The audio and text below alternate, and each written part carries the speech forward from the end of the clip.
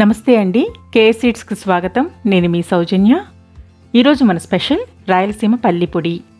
ఇడ్లీ, దోశ, చపాతీ, పూరి, పుల్కా లాంటి టిఫిన్స్లోకి బాగుంటుంది. అలాగే వేడివేడి అన్నంలో కూడా భలే రుచిగా ఉంటుంది. ఒక్కసారి ఈ పొడి చేసి పెట్టుకున్నారంటే 15 రోజుల వరకు నిల్వ చేసుకోవచ్చు. జాబ్ చేసే వాళ్ళకు కూడా ఉపయోగకరంగా ఉంటుంది. మరి టేస్టీగా ఈ రెసిపీని ఎలా తయారు చేసుకోవాలో చూద్దామా ఇప్పుడు. ముందుగా బౌల్లో 1 కప్పు వేరుశనగ గుండ్లు తీసుకోవాలి. మాడిపోకుండా సన్నని సెగ మీద వేయించుకోవాలి. పెద్ద మంట మీద వేయించుకుంటే త్వరగా రంగు మారుతాయి, కానీ లోపల పచ్చిగానే ఉంటుంది. కాబట్టి అందులో ఉన్న పచ్చిదనం అంతా పోయే వరకు వేయించుకోవాలి. ఈ కారంలో వేయించుకున్న పల్లీలకు పొట్టు తీయాల్సిన అవసరం లేదండి, పొట్టుతో సహా వేసుకోవాలి. ఇప్పుడు వేయించుకున్న శనగగుండ్లను వేరొక ప్లేట్లోకి తీసుకొని అదే బాండీలో చాలా కొద్దిగా నూనె వేసుకోవాలి. 1/2 టీ స్పూన్ వేసుకుంటే సరిపోతుంది.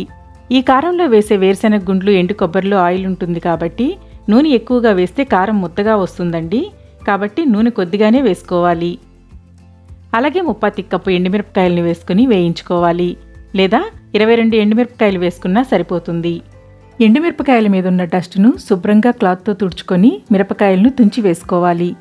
తుంచి వేసుకోవటం వలన లోపల ఉన్న విత్తనాలు కూడా బాగా వేగుతాయి, కారంకు మంచి రుచి వస్తుంది. శుభ్రం చేసిన 2 రెమ్మల కరివేపాకు, 1 టీ స్పూన్ కళ్ళుప్పు వేసుకుని వేయించుకోవాలి. కళ్ళుప్పుకు బదులుగా మీ రుచికి సరిపడా సాల్ట్ కూడా వేసుకోవచ్చు. అలాగే ఇందులో 1 టీ స్పూన్ ధనియాలు, 1 టీ స్పూన్ జీలకర్ర వేసుకోవాలి. ఎండుమిరపకాయలు, కరివేపాకు పెళుసుగా వచ్చే వరకు వేయించుకోవాలి. ఎండుమిరపకాయలు వేగిన తర్వాత పళ్ళెంలోకి మార్చుకోవాలి. లేదంటే బాండీ వేడికి అవి మాడిపోతాయి. వేయించుకున్న ఎండుమిరపకాయలు, దినుసులు పూర్తిగా వేడి చల్లారే వరకు ఆరబెట్టుకోవాలి.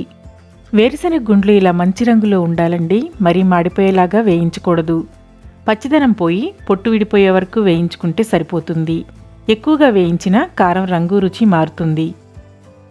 ఇప్పుడు వేయించిన ఎండుమిరపకాయలను మిక్సీ జార్లో వేసుకుని గ్రైండ్ చేసుకోవాలి. మరీ మెత్తగా కాకుండా బరకగా గ్రైండ్ చేసుకోవాలి.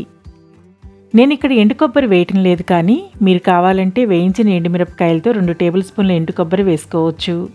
ఎండు కొబ్బరిని వేయించకూడదండి, వేయించకుండానే డైరెక్ట్గా మిక్సీలో వేసి పొడి చేసుకోవాలి. వేయించినట్లయితే కారానికి స్మెల్ వస్తుందండి. మిరపకాయలను కోర్సుగా గ్రైండ్ చేసుకున్న తర్వాత వేయించిన వేరుశనగ గుండ్లు వేసుకొని బరకగా గ్రైండ్ చేసుకోవాలి. మిక్సీని ఒకేసారి వేయకుండా ఆపుతూ వేసుకోవాలండి.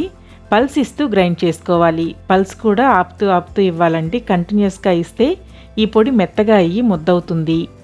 కాబట్టి మిక్సీని పల్స్ ఇస్తూ నిలుపుకుంటూ బరకగా గ్రైండ్ చేసుకోవాలి.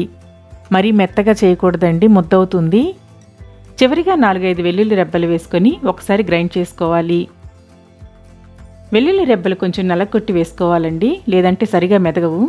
ఉప్పు చెక్ చేసుకొని అవసరమైతే మీ రుచికి సరిపడా కొద్దిగా సాల్ట్ కలుపుకోండి. నేను ఇక్కడ వేసిన 1 టీ స్పూన్ కళ్ళుప్పు కరెక్ట్గా సరిపోయింది. గ్రైండ్ చేసుకున్న కారాన్ని ఎయిర్టైట్ కంటైనర్లో స్టోర్ చేసుకుంటే 2 వారాల వరకు నిల్వ ఉంటుంది.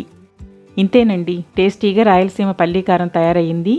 ఈ కారాన్ని ఇడ్లీ, దోశ, చపాతీ, పూరి, పుల్కాతో పాటు వేడివేడి అన్నంతో సర్వ్ చేస్తే చాలా రుచిగా ఉంటుంది. మరి ఈ రెసిపీ నచ్చినట్లయితే ట్రై చేసి కామెంట్ ద్వారా మీ అభిప్రాయాన్ని తెలియజేయండి. లైక్ చేసి తెలిసిన వారందరికీ షేర్ చేసి సపోర్ట్ చేయండి ఫ్రెండ్స్. ఇంకా సబ్స్క్రైబ్ చేయకపోతే ప్లీజ్ సబ్స్క్రైబ్ చేసి పక్కన ఉన్న బెల్ని ప్రెస్ చేసి ఆల్ని సెలెక్ట్ చేయండి. నేను పోస్ట్ చేసే ప్రతి వీడియో నోటిఫికేషన్ మీకు రెగ్యులర్గా వస్తుంది. Thank you for watching.